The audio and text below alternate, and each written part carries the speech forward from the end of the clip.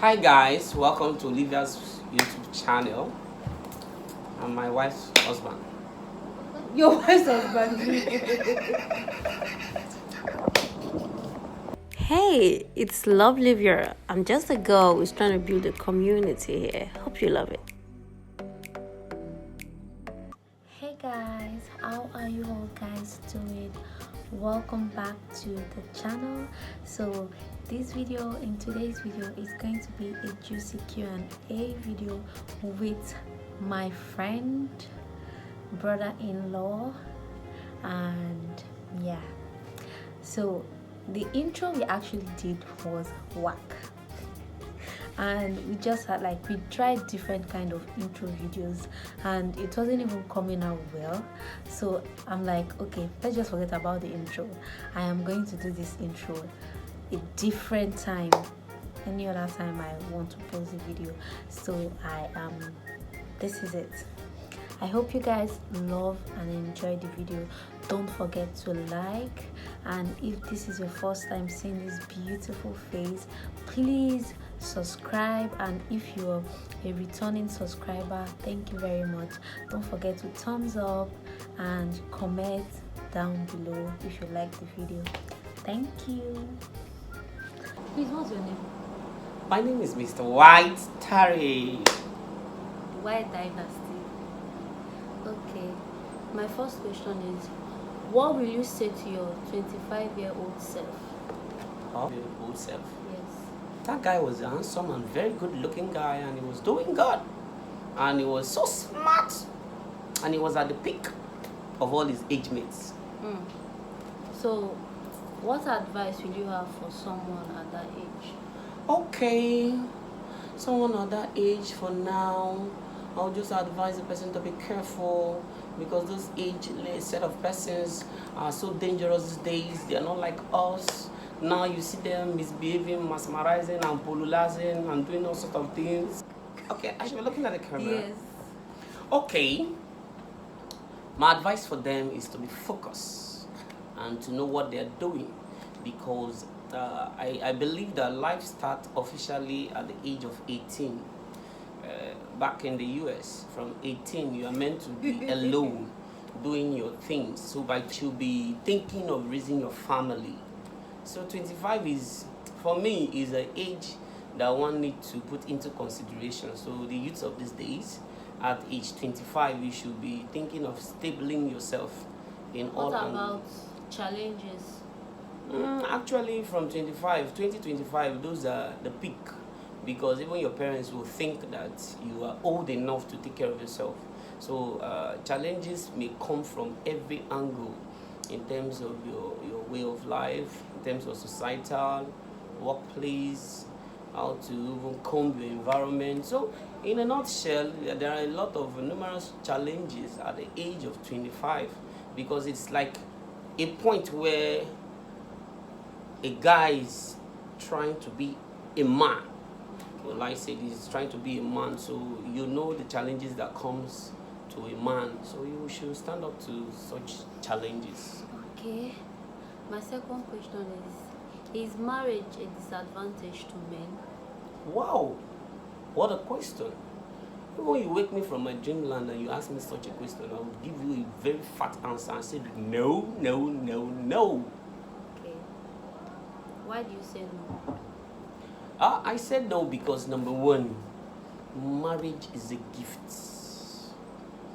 Marriage is sweet. Marriage is something I will advise every single man to go into, as long as you have upstairs. Though the marriage is meant for matured mindset, but if you're matured enough, then you go into marriage, is the best thing that can ever happen to any man. Okay. How do you ease guilt when you travel? How do I ease guilt when I travel? Traveling away from your wife or your family. Oh, it's tough anyway, but you know, my family, especially my wife, she doesn't want me to go even 10 miles away from her. So whenever I'm about leaving, I will just see the facial expression and I'll be down.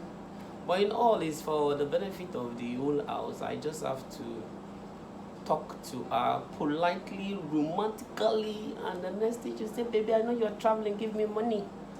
And if I have, I'll just give her. If I don't have, I'll just say, baby, okay, when I'm back. But the best option is when you're coming back, just give her gifts. Make her feel happy.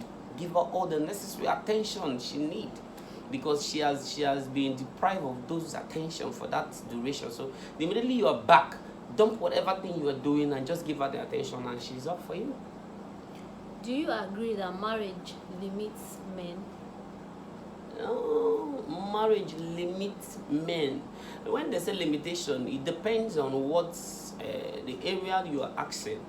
If marriage limits men, in what area? Generally. Yes. Now, generally, if you say generally, you are saying a lot of things. Yeah. So, me, I will just, I don't know, but if you say marriage limits men, some of these persons may think marriage limits men from going outside, maybe seeing friends, maybe going outing, clubbing, and all this stuff. But me, I don't see it that way because marriage did not limit me in anything. Number one, in terms of clubbing, me and my wife, we do club. In terms of outing, me and my wife, we do go out. People do club? Yeah, we do club. I've never heard about that. No, me and my wife, we do club. Sometimes when we are a bit bored and maybe we're not doing anything, maybe weekends, I can just stop it, babe, how far? Let's just it. I'll just go and club and sometimes when we go out, we don't go out as husband and wife, we go out as good friends. So sometimes we just sit in the club and allow people to be misbehaving. Sometimes we'll just sit and allow one man to be toasting her, I'll just be sad.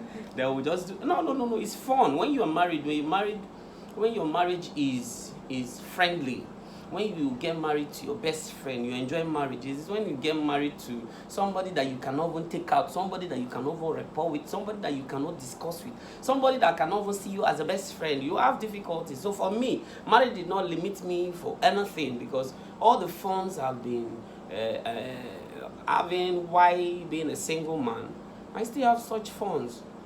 The only difference is back then when I was a single man, you know, baby, chipala, you have one babe, two babe, one supplement the other, one supplement the other. And that one, I don't even call it a fund, it's a waste, the resources.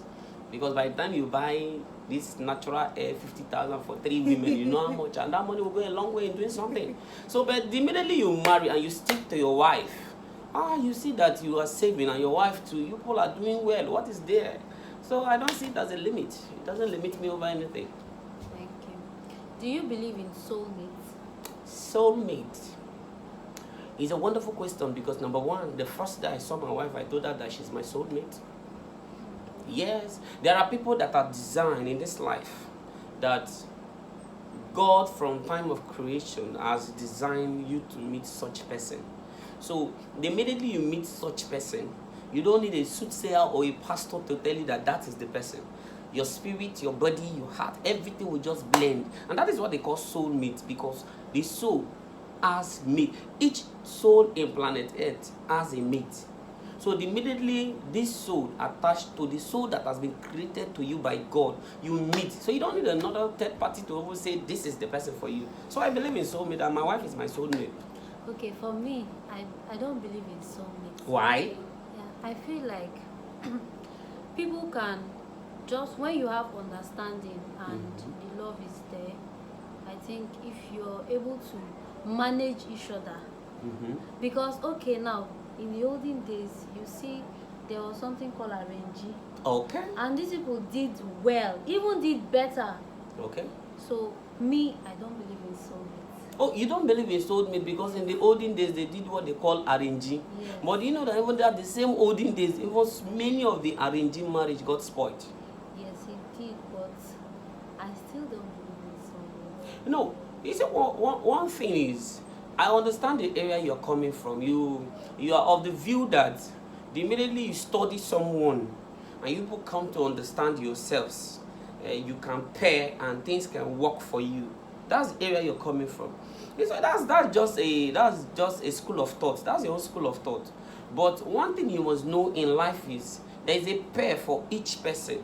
Just like Adam and Eve, they are pairs that God created. So each person on planet Earth has a pair. So immediately you are with your pair, even when things are going wrong, you see that people are going together. You have a mutual understanding, mutual agreement. You people are going together. That's what they call soulmate. Now, for instance, if you say, okay, through understanding, through knowing one another, you can be good without being a soulmate. Let me ask you a question. Now, that person you are trying to understand, that person you are trying to learn, do you know if that person is your soulmate? Now, they said, what an elder sits seeing, even a young guy can climb an iroko tree and he will not see. Do you know that God works in a mysterious way? Even in the old, God can use the one man to blend two persons together. And God have designed that person for this person. I remember a particular story where my mom and a friend was discussing. And the friend said when initially, in the old, when her dad introduced this guy to her, that already they've done everything, that this is her husband, she said over her dead body, she will never get married to that man.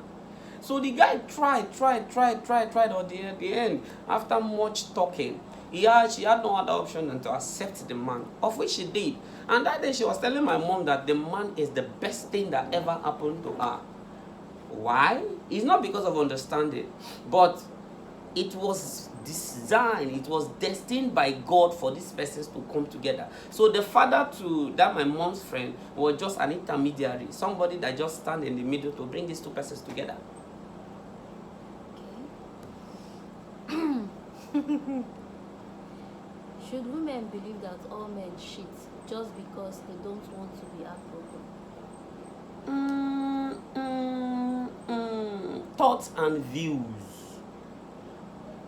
You know, this question, I might answer the question, but the lady out there may think that I'm partial because I'm not a woman. The only thing I'll do is to give an advice. Now, I said there are men, there is a man. There are husbands, there is an husband. So you will not say all men, women should just assume that all men cheat in order for them not to be heartbroken. Now, immediately you come up with that mindset or that concept in your thinking faculty, then invariably, except the man is not aware of it, if the man is aware of it, you are even indirectly giving the man license to do whatsoever you want to do, because already I've just assumed that all men cheat. Now, when they talk about heartbroken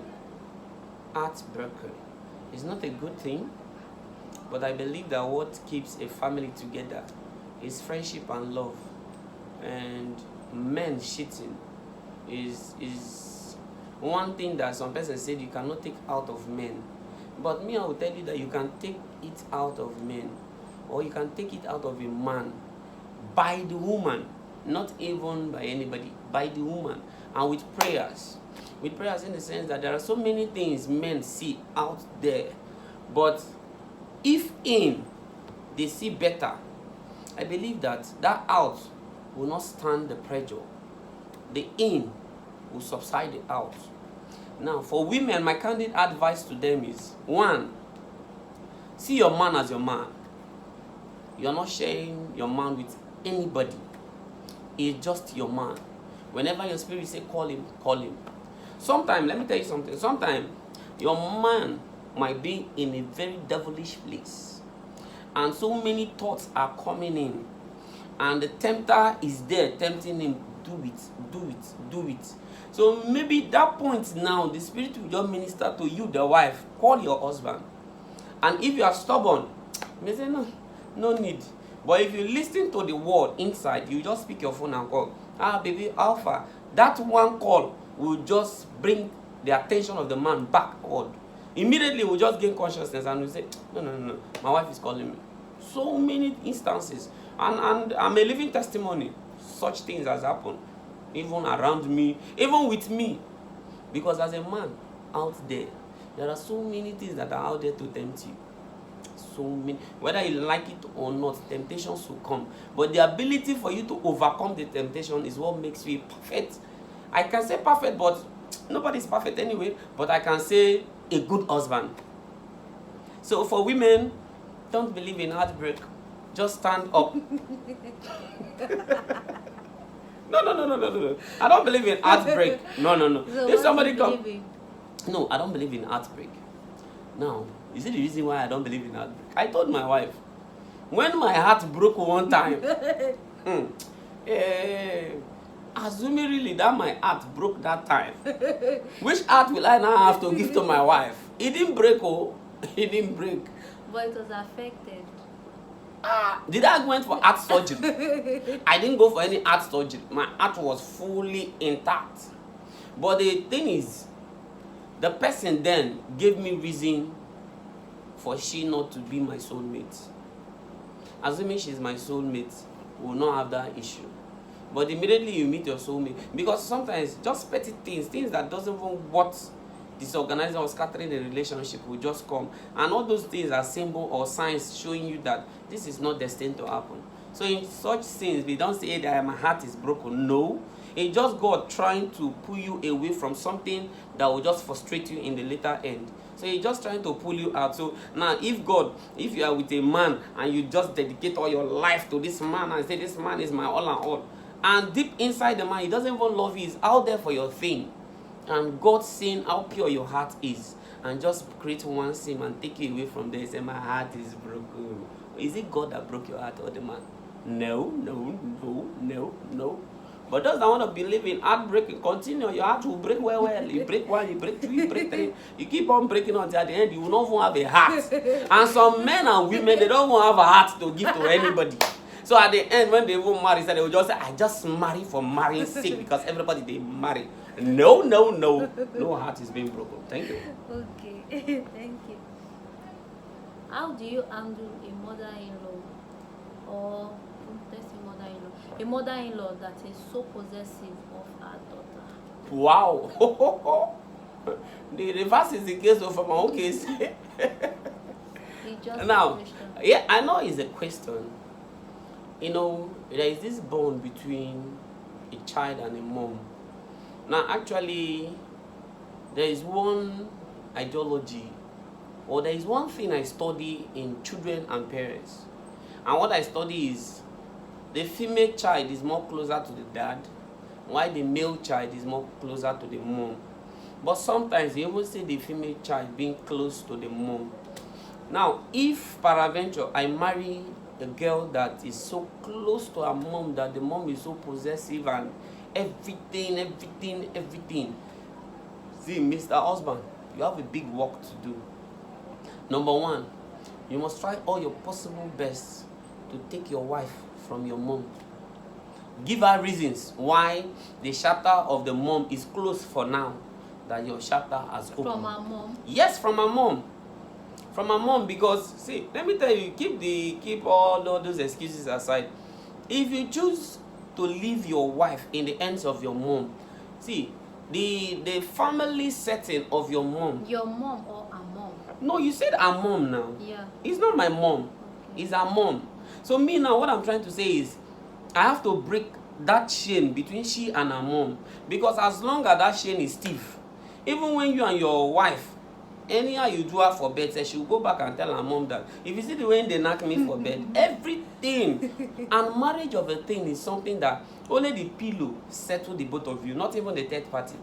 Because the way your mom's relationship went is not that the same way your own relationship will go.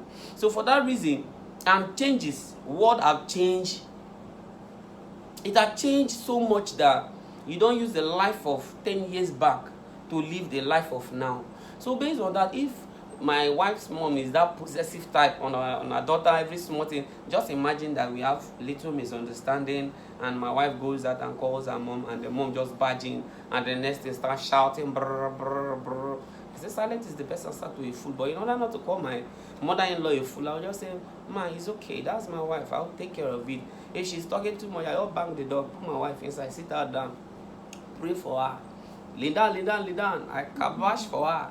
After I kabash, then I will now educate her.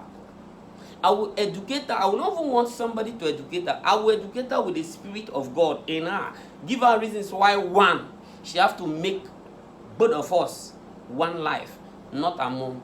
Because immediately the mom is there, she on her own, she will not even do things on her own. Decisions she will take from her mom. Every little thing she want to do, she will go and meet her mom. And if her mom is not that good type, is the bad type, that family cannot stand. So I'm telling you, if you have a very possessive mom, from now start educating yourself. Try building yourself so that your mom will not just go and start a third party. Because as long as your mom is there, she's the third party in the marriage. And marriage doesn't have to have a third party. If I thought there want to be any third party, it should be a man of God. And even the man of God third party role is very slim. Me, I don't recognize a man of God as third party. My third party is prayer. That's why my wife bought something that said, pray always, think over nothing but pray over everything. That's number third party. That's the third party that should come in every marriage. The only area where someone will even seek advice, maybe the thing is so pressing, and a mother want to, the wife want to seek advice, it's for she to go to a pastor or a father or a reverend father, any of them, and meet them. But even you going, you don't need to present yourself as the person. You can just say, Father, I have a friend, she's passing through this, I don't just know what is happening, please advise her. Then from there, you can now pick, and even the advice, you have to filter it. Because the father, the pastor, the reverend is not perfect. And he too is not even in that relationship. So you are the one inside that relationship. So you should know better how to handle it. So for this possessive mother, my dear, I have to pull my wife away from her, because those women can do terrible things. So in a case whereby she doesn't want to be pulled out, what would you do? Now the state change is the only constant thing in life. But if you cannot change it, you just leave it the way it is. Now, number one thing, you don't need to manage a marriage. Immediately you manage a marriage, there will be time in your life that you'll be fed up. So you don't need to manage it. Instead, you build it. Now, if a building is bad from foundation, then you now say you want to just manage the building. You manage until there will be a day that that building will collapse. So instead, what you do is you build on the foundation, or if you cannot build on the wrong foundation, you destroy the foundation and you build it back. Now, if you've tried all your best and this said mother cannot just do away with the wife, it is very simple. Take your wife away from that place. If you people are in Bayelsa, take her away from Bayelsa. Ban all her number. In fact, break her SIM, break everything. Give her a new phone, new SIM. Take her out from Bayelsa, if possible. Take her away from this country. Let her go and stay in Ghana for 6 weeks or 6 months. By the time she stayed there for 1 month, 2 months, 3 months, and after 6 months, she's not able to communicate with that her mother, and she can live alone. She can do her things alone. She can take some decisions that on her own she never thought that she would take it and it will work on her. The immediately she experienced such, her coming back, you see the difference there. Because right from her growing up, she has been under the care, the pamper of her mom. So she has not been given this privilege to think on her own. The mom think for her. The mom reason for her. So immediately she is faced with an isolated place where only she, her brain, everything take decisions. You will see her mindset. Even some decisions she will take, she will now ask herself, so I can do this without my mom. So why was I just everything my mom? Wow. So from there you see her mentality start changing, and later she's back. Even when the mom call her that I want to come and do this, mom say I'm coming, I'm busy. You see the changes start coming. So the best thing is, it's not about you managing her, but you build her. How will you build her? This is number one step you can build her. Take her away from her comfort zone.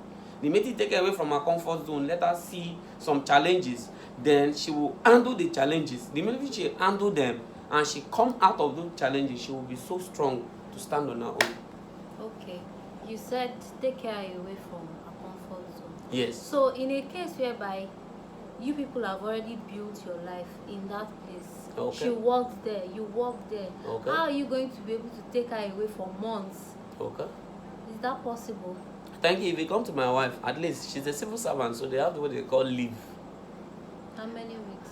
How many No, months? sometimes 2 months, sometimes 3 months, sometimes 3 weeks, sometimes 2 weeks. See, 1, 2, 3 days can make a difference.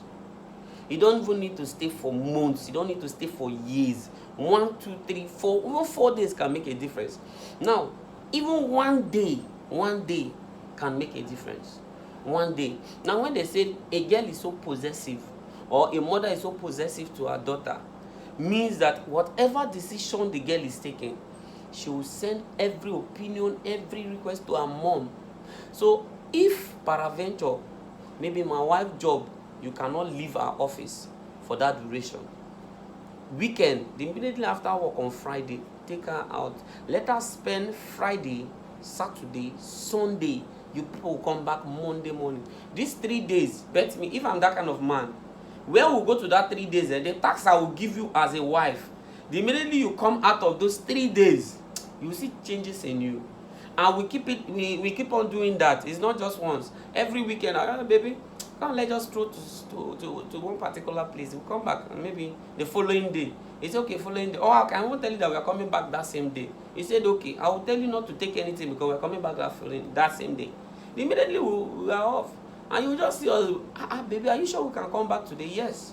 You need to reach out, just say, baby, we cannot come back today. Let's just stay there. Then you see decisions. And maybe we are going, I will just study your phone. The next thing, it is either I just fix your phone somewhere, or as we are going, I will just pick your phone and drop it in the house. I said, baby, where is your phone? I can't find my phone. Well, leave it, we'll just look for a way. So throughout your stay, day 1, day 2, day 3, day 4, you'll be meant to take every decision on your own. Even things ordinarily I can do, I will not do them. I will expect you to do them. Maybe back then in the house, I normally wake up around 6. I boil water. I say, baby, the water is ready. Come and bathe. Then the day I fail to boil, I wake up in the morning. I say, baby, water. He said, there is no water. I'm tired. He said, baby, why now? You were supposed to boil water for me. And she becomes angry. And the next thing, she goes to the parlor and pick phone and calls her mom. Mom, is it now because of water? He's shouting on me. Now, when we get to that place we are going to, I'll sleep till 9 o'clock. I said, baby, I need water. He said, there is no water. Go and boil water. You too, you need water. I need water. And you, woman, you need water more than me. You will just stay until you don't have any other thing to do that to go and boil the water. I said, baby, I want to drink tea. Say, me, I'm not doing tea for you. Okay, let's stay now. Me, I will stay. Now, you're not petting me. Back then, you usually pet me. I said, okay, do the tea. You do the tea. See, when you go back and sit down, you start thinking, he said, but these things, I can do them more. I can just do them. And they won't take anything from me. So why was I just trying to like... The following days, nobody will tell you, usually you will just go and boil water, do tea. You say, breakfast in bed. Say, baby, you have your breakfast. You see changes. Even 1, 2 days, you can change. Okay, thank you for that question. You're welcome. Next one. The women always need approval from their partners, and men don't do same. Okay. Now, it's not for all. It's not for all. Like men, some men. Like, let me cite myself, for example. 80% of the decisions I take, I seek approval from my wife. Now, the 20% comes this way. Yeah, she might just say it for today. There are some things I will wish to do that ordinarily she will tell me that, baby, don't do it. But I know that the thing is something worth doing. So based on that, and not that she will not appreciate doing it, but that instant that I want to do it, she will tell you, don't do it. So me, I will do it. Then later, I will not tell her that, baby, I've done this. Then at the end, she will say, but you didn't tell me. Oh. I said, sorry, I didn't tell you, but I just need to do it. It's okay, it's not a bad one. Those same, I usually do it.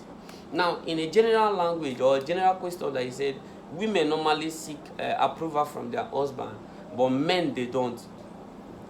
So many men in the house or in their home see themselves as the man, in quote, man. And immediately a man sees himself as a man in the home, you are so authoritative. You want to take decisions on your own. You want to bear that name. I'm the man of this house. I'm the man of this house. Immediately any man start boasting of manship in a family, then that family is bound to face crisis. It's bound to face crisis in the sense that immediately you and your wife have come together as one. There is no superior authority or a minimized authority. Both of you are in one pace. You're in one place, even though you're older than the woman, or the woman is older than you, vice is the case, or vice versa. It's all the same. Both of you have agreed. As they say, the Bible said, you people must agree and come together as one. You people have become one. So no matter whatsoever you people do, you people should be able to communicate with one another. And that's what keeps life going. So as a man, as a woman, these families, the wife have studied the husband, that whenever she takes some certain decisions, without the notice or the consent of the man, there is bound to be chaos. Even when the decision is good or bad, the husband will react to it. So in such families, the wife has that duty to always inform the husband of every action. Now the man in such family sees himself as the don, as the man in the house. So he takes decisions on his own without any consultation. When he comes to the house, he will just tell his wife, I just paid 10% school fees out there because I saw them crying. And the wife, because of this authoritative lifestyle, autocratic lifestyle they are living in the house, the wife will not have that step, that boldness to always say, hey, baby, you didn't even tell me you went there, because they've built their family on that level, which is, number one, very wrong. You're not supposed to build your family on those bases.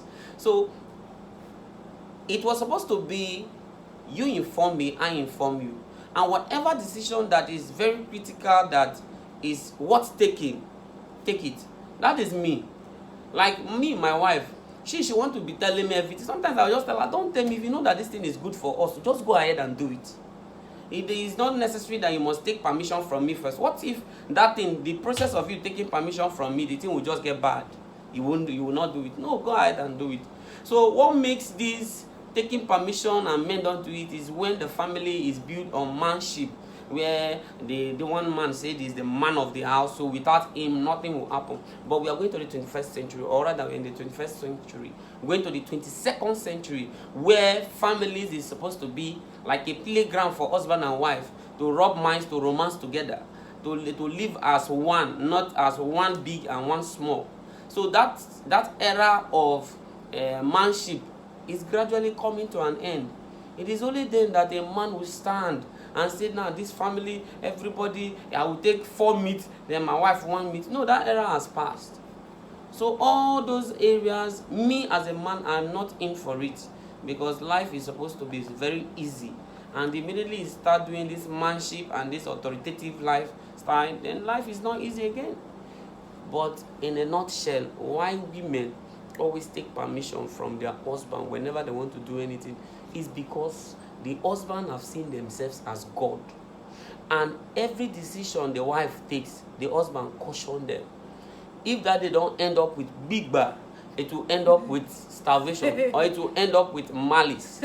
So for the woman, because they said the woman is the manager of the house, for she to manage her home very well, she has to understand her husband and live with her husband the way it will please the husband. And such marriages, the woman only just live to please the husband. She doesn't live to please herself, or doesn't live to please the family. And such marriages doesn't last. So instead, I would advise, it should be a vice versa. And whatever decision that is worth taking for the both sides, do it. But don't fail to communicate to one another. Yes, I did this because it was like this. I need to give a long way. Thank you very much. Thank you. How do you feel? How do I feel? Yeah. Like if I've eaten or what? How do you feel in general? How do you feel now? Feel you that is asking me question, I'm answering you. Was I supposed to feel anything? How do you feel? How do I feel? Assuming you are giving me drink, I'm drinking, and you're asking me question, I could have said I feel so excited. But you are just asking me question, how do I feel? Now, in a nutshell, I feel good because one, I'm a proud husband. I'm a proud husband to a beautiful wife. And I will just employ everybody out there to be that best friend you can be to your wife. To be that best friend you can be to your husband. Because marriage is sweet. Marriage is very easy. It is only when you decide to make marriage hard for yourself, it will be hard. So for me, according to you, you're asking me how do I feel? I feel excited because I have a wife. Assuming I don't have a wife and you're asking me all these questions, I will not be happy, but since I have a wife, I feel excited and I'm very good. Thank you very much. Thank you. It was nice having you on my YouTube channel. Like seriously? No. Yeah, and I pray we'll do more of amazing videos. Yes, me and my wife. The next time, me and my wife will come. Yes. So it shouldn't be that I'm lying. My wife will testify, will confirm it. Because she like confirmation. Thank you very, very much. So after now, what of the refreshment? Bye-bye. Buns and